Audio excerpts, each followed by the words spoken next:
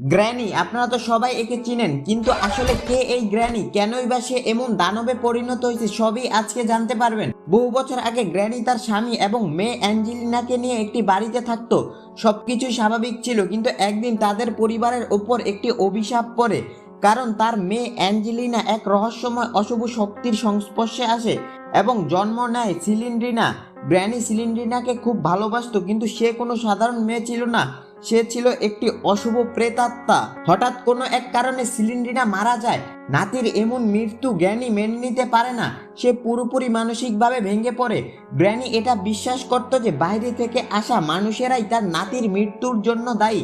এই সুখে সে ধীরে ধীরে পরিণত হয় এক ভয়ঙ্কর দানবে, যাকে দেখলে সবাই ভয় পায়।